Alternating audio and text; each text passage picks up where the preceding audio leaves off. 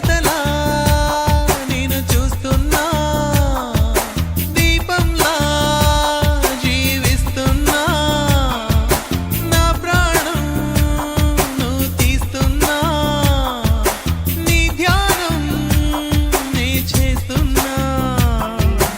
ఎవరమ్మా నువ్వెవరమ్మా, ఇంతకీ నాకు నువ్వెవరమ్మా?